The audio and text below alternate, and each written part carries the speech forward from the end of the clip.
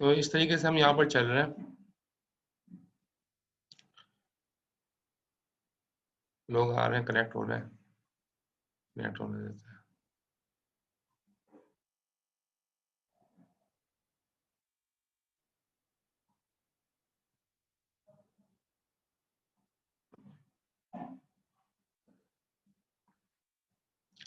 तो ट्री को आप देखें, हम जैसे चला था टी, टी का जो है लेफ्ट 4 है, 4 पे क्या रखा था, 4 पे रखा था पी, तो टी के लेफ्ट पे हमने पी लिख दिया, ये 4 पे।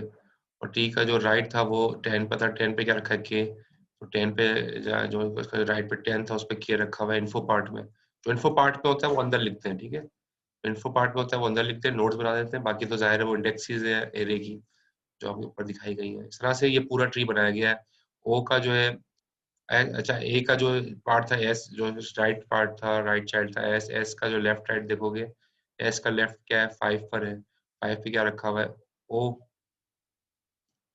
ठीक है, 5 पे आप जाके देखो तो 5 पे ओ रखा हुआ है, ठीक है। और राइट पे क्या है 9, 9 पे क्या रखा हुआ है एल, आप यहाँ पर देखो एल रखा 9 पे। इस तरह ओ का जो है वो लेफ्ट राइट दोनों नहीं है, तो यहाँ पर डैश लगा दिया, ना लेफ्ट है ना राइट है, तो हमने ओ का कुछ भी नहीं बनाया। और इस तरह से एल का जो है, एल का जो है वो राइट लेफ्ट है, लेफ्ट 7 पर है, 7 पे रखा हुआ है जेड, और राइट कुछ नहीं है, तो लेफ्ट के 7 पे जेड रखा है ये, और राइट पे कुछ भी नहीं है। अब इस तरह से देखो, ये लिंक लिस्ट को देख के मैंने बाइनरी ट्री बना लिया। तो एग्जाम में ऐसे आ सकता है कि आपको बाइनरी ट्री दे दिया जाए और आपसे कहा जाए लिंक लिस्ट लिख लो, या लिंक लिस्ट दे दी जाए और आपसे कहा जाए कि बाइनरी ट्री बना लो। बात क्लियर हो गई?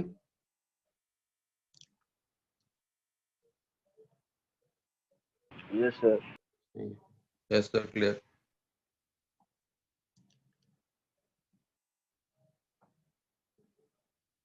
अब आप जैसे, ये मैंने आपको प्रैक्टिस क्वेश्चन दे दिया है कि समझो ये एक तरह से ये लिंक लिस्ट है, ठीक है, और स्टार्टिंग इसका 6 है, 6 से स्टार्ट हो रहा है, ये 6 से स्टार्ट हो रहा है, और फिर आगे 6 के बाद जो है वो 6 पे रूट नोड यानी कि के बन गई, रूट नोड के बन गई, ठीक है। अब आपको इसी इसी ट्री बनाना है, आपको सवाल आ गया समझो इस पेपर में, ये आपको प्रैक्टिस क्वेश्चन है, खुद ही बनाना। मैं शुरुआत कर देता हूँ। लिंक लिस्ट के बन गई, इसका लेफ्ट चाइल्ड जो है वो इंडेक्स 5 पर है,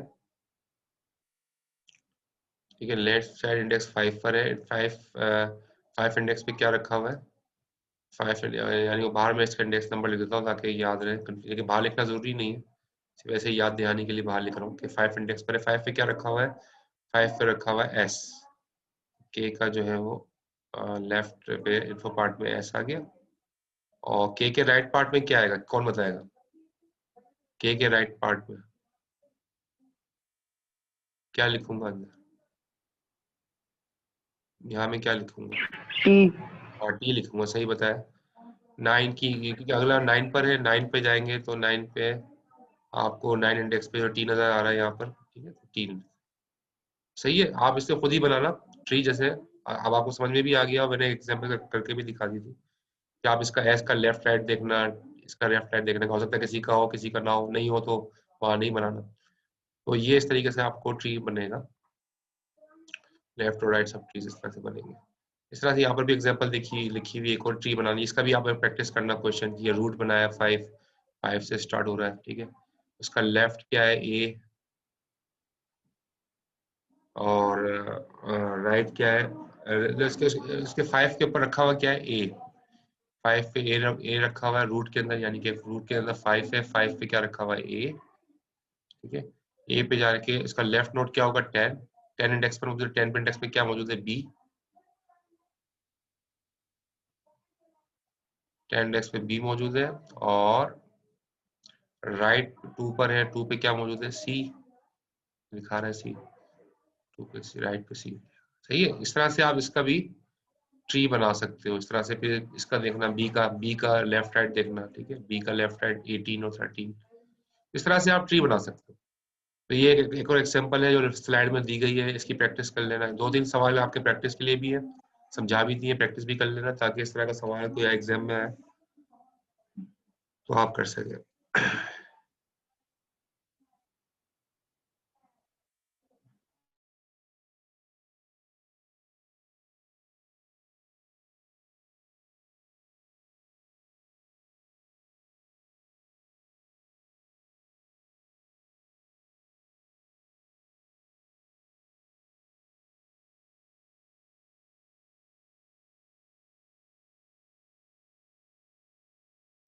ये सवाल, ये स्लाइड देख लें।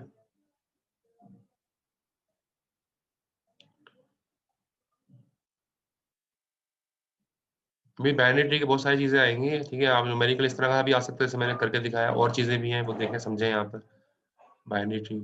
अब आपके सामने यहाँ पर एक बाइनरी ट्री यहाँ पर दिखाया गया, जो ऊपर आपको, मैं पेन दूसरा देता हूँ ताकि, नहीं ये सही नहीं है, ग्रीन ले। अब देखो यहाँ पर ये ट्री दिखाया गया है, ठीक है। इसके पेरेंट में रूट नोड है टी, इसका फिर चाइल्ड है पी और के, पी का चाइल्ड है एस और जे। ये पूरा बाइनरी ट्री बनाकर दिखाया गया। अब इसकी मेमोरी, यहाँ पर पिछले स्लाइड में आपने मेमोरी रिप्रेजेंटेशन देख ली थी लिंक लिस्ट में। अब यहाँ पर दिखाया है मेमोरी रिप्रेजेंटेशन एरे में। यहाँ पर दिखाया है मेमोरी रिप्रेजेंटेशन एरे में, ठीक है। एरे में रिप्रेजेंट किया गया है इसी बाइनरी ट्री को, लीनियर एरे के अंदर।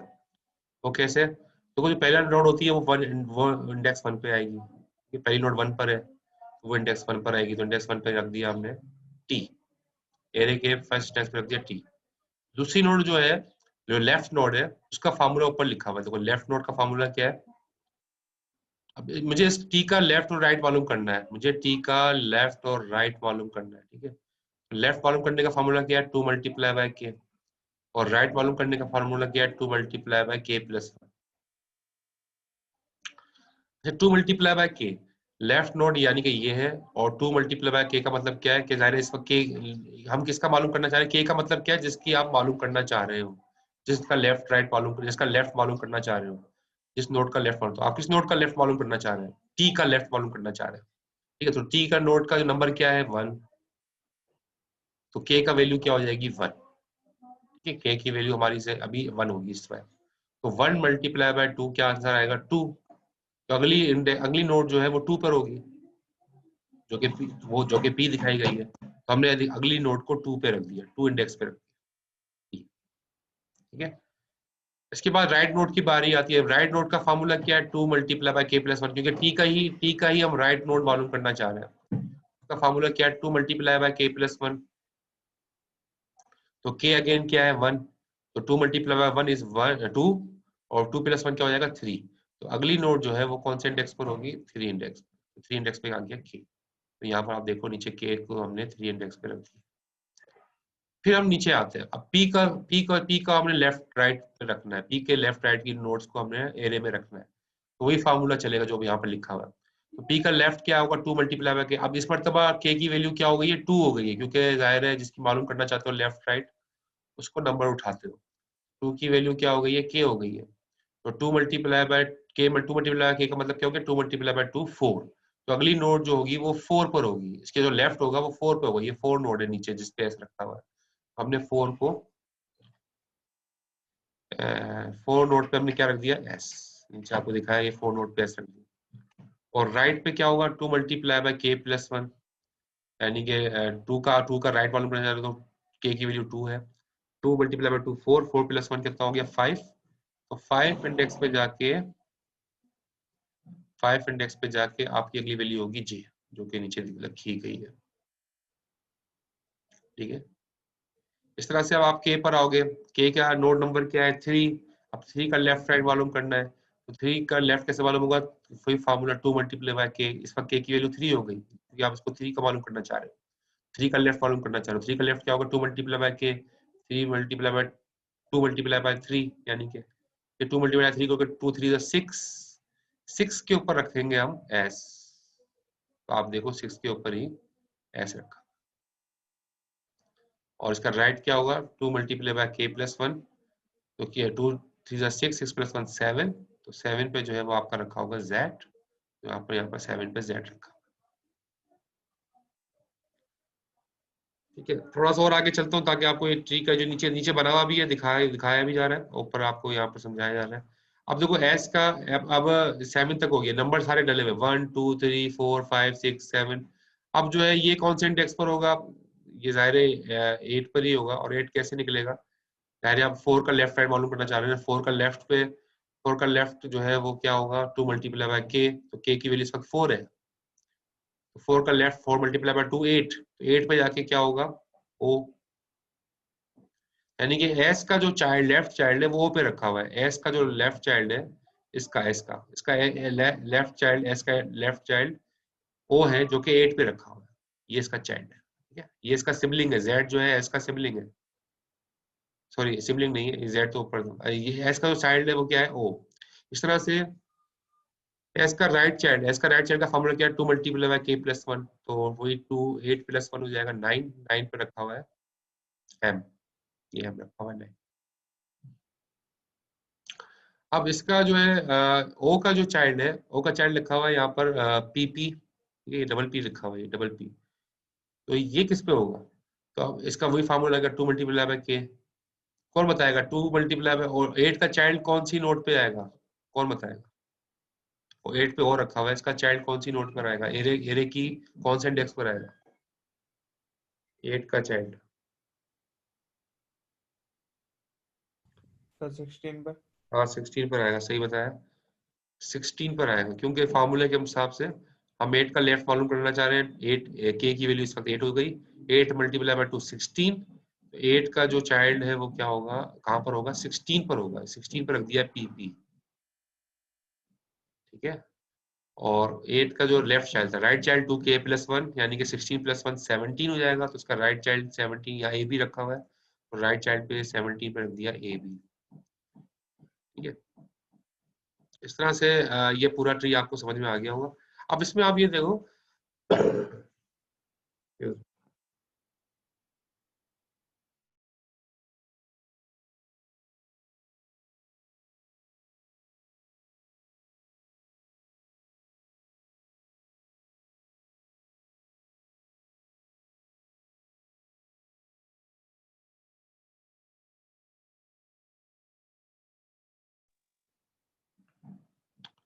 अच्छा आप इसमें देखो अब इसके अंदर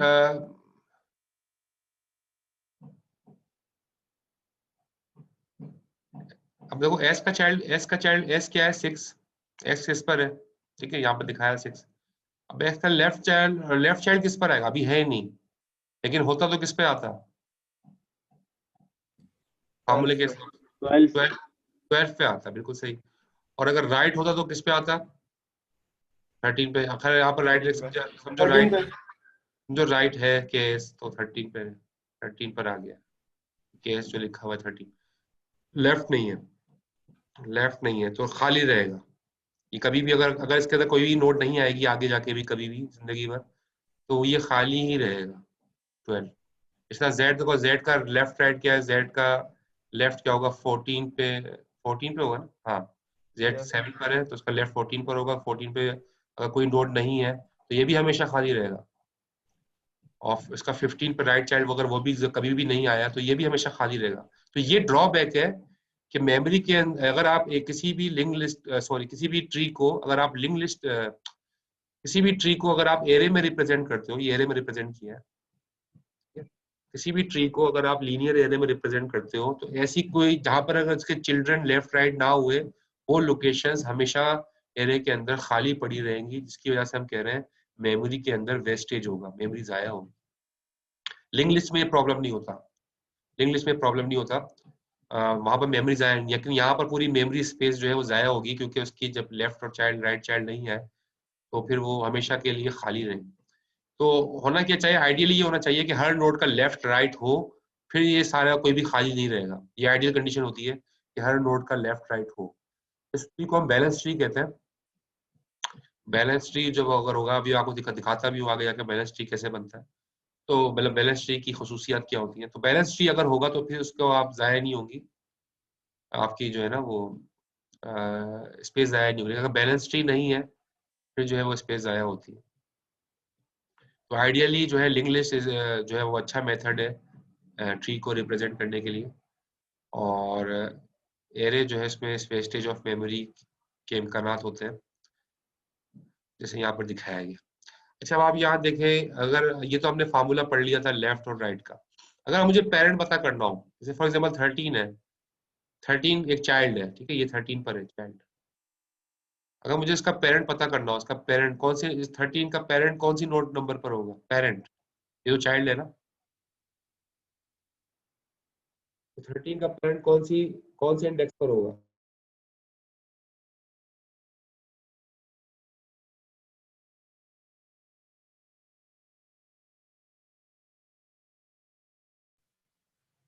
फिर 6 और 7 के बीच में।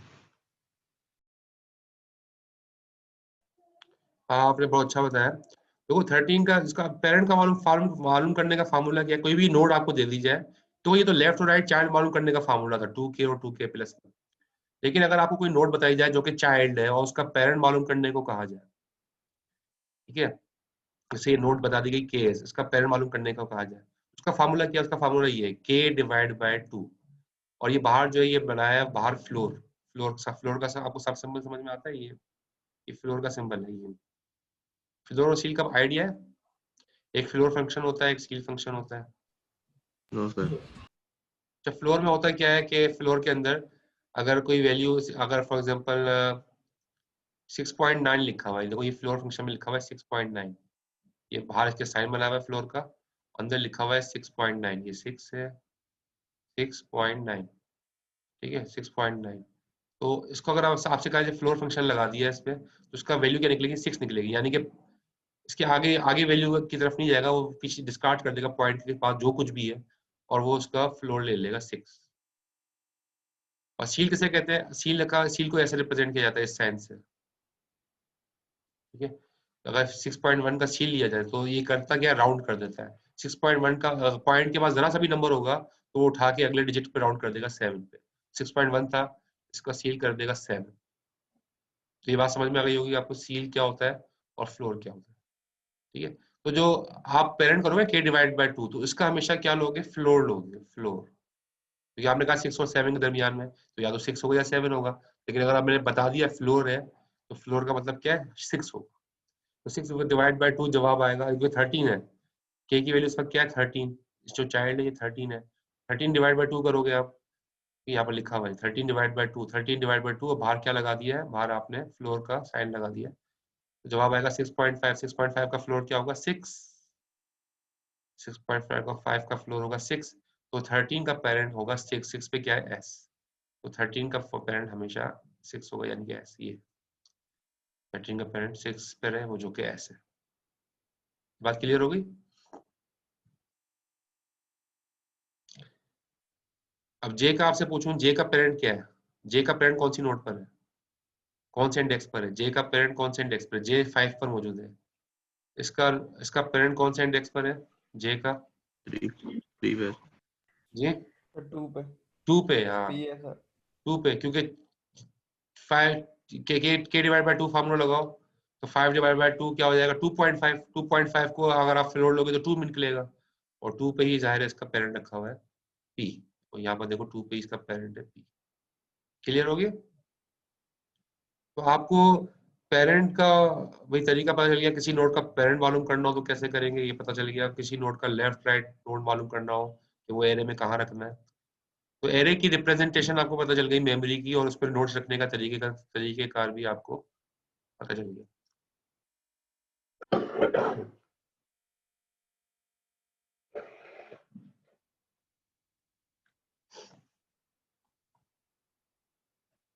ठीक है, तो ये वो सारी चीजें आ गई।